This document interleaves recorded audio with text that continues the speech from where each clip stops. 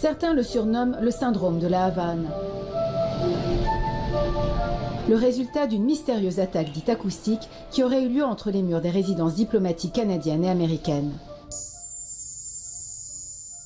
Moi, j'ai souvenir d'avoir entendu ces sons venant du fond du jardin. Un bruit d'une machine, un bruit métallique.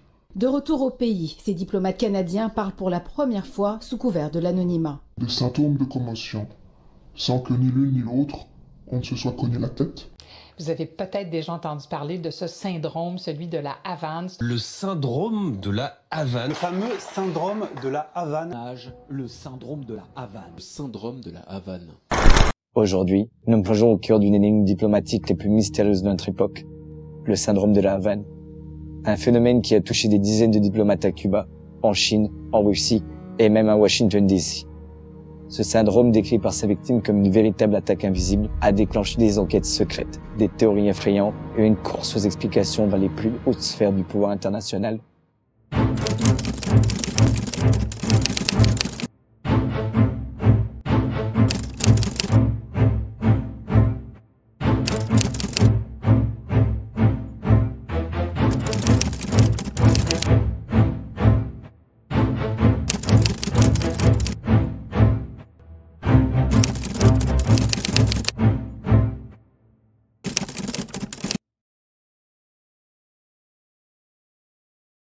Imaginez-vous dans une salle de réunion sombre, les lumières tamisées, la voix de votre supérieur résonne dans vos oreilles.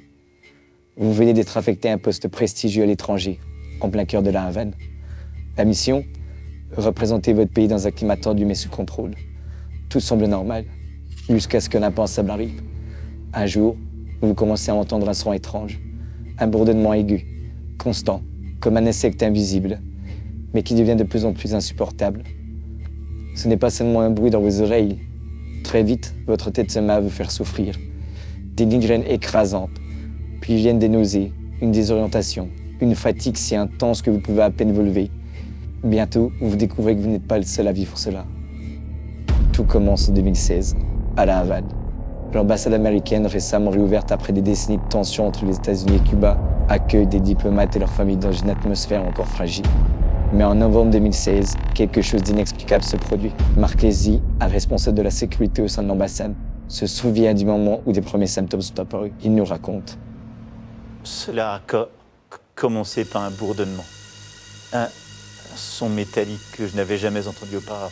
Puis une pression intense dans ma tête. Comme si on me comprimait le crâne. Quelques jours plus tard, Catherine Werner, une autre diplomate en poste, commence à ressentir les mêmes symptômes. Elle décrit une expérience quasi identique. Je me réveillais en pleine nuit, avec ce bruit dans mes oreilles, puis j'avais des étourdissements si intenses que je devais m'asseoir. Je n'avais jamais ressenti quelque chose de pareil. Catherine et Marc ne se connaissaient même pas à l'époque, mais ils partageaient cette expérience troublante. Mais ce ne sont pas de simples maux de tête. En 2017, des scanners cérébraux montrent que plusieurs diplomates souffrent de lésions au cerveau, similaires à celles provoquées par des commotions cérébrales. Pourtant, aucun de ces diplomates n'avait subi de choc physique. Pour beaucoup, c'est le premier signe que quelque chose de beaucoup plus sinistre est en jeu. Les symptômes rapportés par les diplomates vont bien au-delà de simples migraines. Doug Ferguson, un autre diplomate américain en poste à La Havane, a dû être rapatrié après avoir subi des pertes de mémoire et des troubles cognitifs sévères. Il raconte. Je pouvais à peine me concentrer sur mon travail. C'était comme si mon cerveau me jouait des tours. J'oubliais des informations simples, des conversations, des choses que j'ai eues quelques heures plus tôt dans la journée. Les symptômes varient, mais suivent souvent le même schéma. Des maux de tête intenses, des troubles de la vision, des bourdonnements d'oreilles, des désorientations et dans certains cas, une perte de conscience temporaire. En l'espace de quelques mois, plus de 20 diplomates américains et leurs familles sont touchés. Les Canadiens, eux aussi, ne sont pas épargnés. Des employés de leur ambassade rapportent des symptômes similaires, forçant Ottawa à rappeler plusieurs de ces diplomates. Pour les victimes, c'est un choc. Comment peuvent-elles subir des lésions cérébrales sans avoir été blessées physiquement? C'est alors qu'une théorie effrayante commence à émerger. Et si ces diplomates étaient la cible d'une attaque invisible? En 2020, un rapport des National Academy of Sciences conclut que l'hypothèse la plus plausible pour expliquer ces symptômes serait l'utilisation d'énergie dirigée, comme les micro-ondes. Des armes capables de perturber le système nerveux humain sans laisser de traces visibles. des technologies de l'existence a longtemps été niées, mais qui pourraient bien être au cœur de cette affaire. James Lynn, un expert en bioélectromagnétique de l'Université d'Illinois, est l'un des premiers à avancer cette idée. Selon lui, il est possible que des ondes électromagnétiques à haute fréquence aient été utilisées pour perturber le cerveau des victimes. Cette théorie est d'autant plus troublante qu'elle rappelle les expérimentations menées secrètement durant la guerre froide. Des recherches soviétiques auraient testé l'utilisation de micro-ondes pour affecter le comportement et la santé mentale de certaines cibles. Mais alors que le phénomène semblait se limiter à Cuba, des cas similaires commencent à apparaître dans d'autres parties du monde. En 2018, des diplomates américains en poste à Guangzhou, en Chine, rapportent les mêmes symptômes. Miles Taylor, ancien chef de cabinet au département de la sécurité intérieure des États-Unis, raconte avoir lui-même ressenti des symptômes suspects en 2019, alors qu'il se trouvait à Washington DC, à des milliers de kilomètres de Cuba ou de la Chine. En 2021, plus de 130 cas de ce syndrome sont recensés, touchant non seulement des diplomates, mais aussi des membres du service de renseignement et militaire. Certaines des victimes décrivent une pression soudaine, accompagnée de sensations de vertige intense.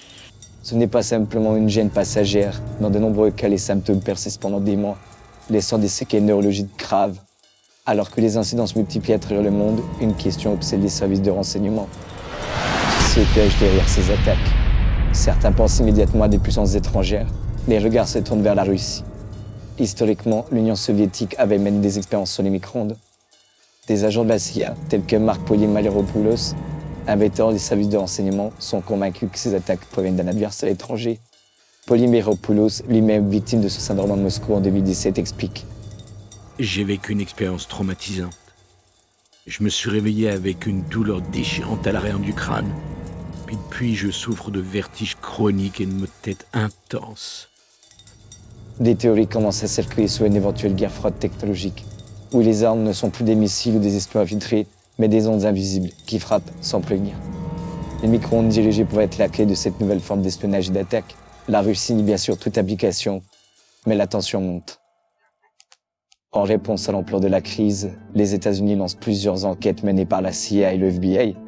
En 2021, un rapport de la CIA très attendu conclut que la majorité des cas de ce mystérieux syndrome ne semblent pas être causés par une puissance étrangère. Pourtant, environ 2 d'incidents, principalement ceux survenus à Cuba, en Chine et en Russie, restent classés comme inexpliqués. Ces derniers continuent d'alimenter la thèse de l'attaque délibérée. Le gouvernement cubain, de son côté, dément toute implication et critique l'idée que son pays pourrait être lieu d'une attaque de ce genre. Le ministre des Affaires étrangères de Cuba, Bruno Rodriguez, déclare publiquement « Cuba ne permettra jamais que son territoire soit utilisé pour des actions contre des diplomates. Nous appelons à une enquête transparente afin que chaque victime puisse se voir apporter une réponse satisfaisante. » Cependant, alors que les enquêtes continuent, les résultats sont frustrants pour beaucoup de victimes. Les symptômes persistent et aucun coupable n'a encore été identifié. Adam Bantus, un journaliste du New Yorker qui a suivi l'affaire de près, décrit « Nous sommes face à un mystère moderne. Ni les gouvernements ni les scientifiques n'ont pu apporter de réponse satisfaisante. Cela laisse la porte ouverte à toutes les théories, des plus plausibles aux plus folles. » Le manque de preuves tangibles a permis la prolifération de théories. Certaines crédibles et d'autres beaucoup plus exotiques. Des médecins suggèrent que les symptômes pourraient être liés à des causes naturelles comme des parasites ou des affections virales non diagnostiquées. D'autres théories, plus controversées, évoquent des causes psychosomatiques. Le stress, combiné à la peur d'une attaque, aurait pu générer des symptômes réels chez certaines personnes. Aujourd'hui encore, le syndrome de la Havane demeure un mystère non résolu.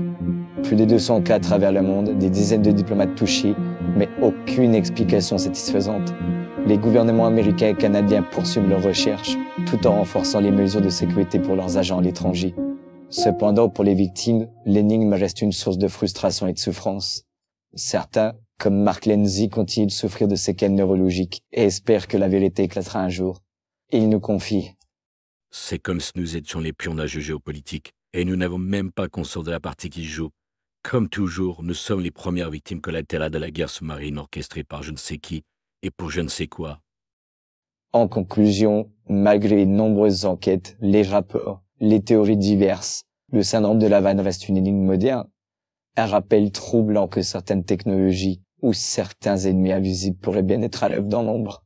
Et vous, croyez-vous que le syndrome de la Havane est le résultat d'une attaque secrète orchestrée par une puissance étrangère? Ou sommes-nous en train de découvrir une nouvelle facette de la guerre moderne? Une bière qui se joue dans l'ombre et dans nos esprits.